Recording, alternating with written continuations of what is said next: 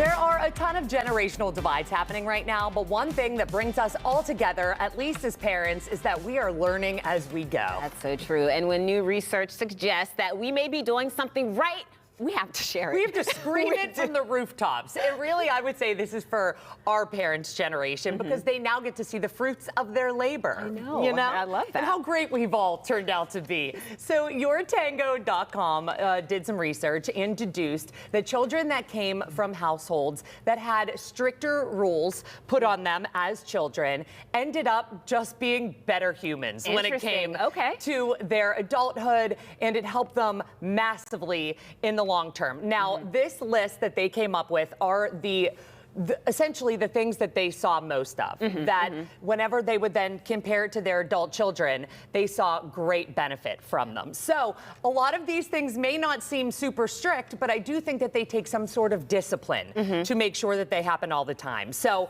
no screens at the dinner table. Oh, we're already starting this. Logan, no screens for him. None. Bedtime curfews, non-negotiable. Okay. We're not bending bedtime. Mandatory household chores, however big or small they may be. Obviously, those can change by age. Save your allowance. Okay, that's a good, I think that's a good habit. Absolutely. Send thank you notes, which I love. Still as an adult, I get so geeked to get a thank you note. And then we have read actual books. Oh, versus like being on your device. So put down the Kindle. They want you to pick up an actual book. I got it. And then we have participate in family meetings, just check in with one another, go outside of every day. I think that's really important for Fresh kids air. now. Yeah. Absolutely. Keep track of your belongings, and homework gets done before anything else. That one reigns so true. I know in my own life, I remember growing up, and any extracurriculars, I was very involved, not so much an athlete. I think I've proved that here on this show.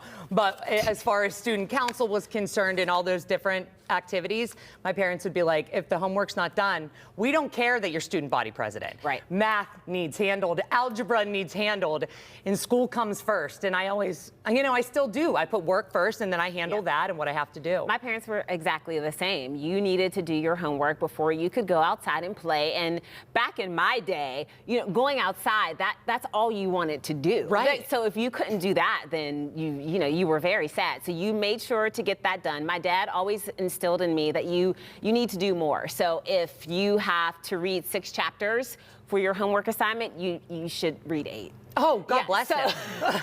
But that's helped me because I feel like I'm usually pretty prepared for things. I hated it at the time, but now I really appreciate it. Also, I will say that there are a lot of parents these days who allow their children to use profanity or to, vulgarities of some sort. I was never allowed to do that. Yeah, that was big trouble. Like, yeah. And I feel like you're experiencing that in the PTSD. Yeah. I will say, I feel like the reins have gotten looser in today's parenting. I think that there are some things that can be loosened, but the respect needs to be at the forefront. Your parents know what they're talking about. And yeah, it has taken me 37 years to admit that, probably publicly. But there's a reason that they're saying what they're saying. No one loves you more. Just listen to them. Makes life a lot easier. Yeah, but then you can't be too harsh, right? Because then as kids, you rebel. Well, that's going to happen no matter what.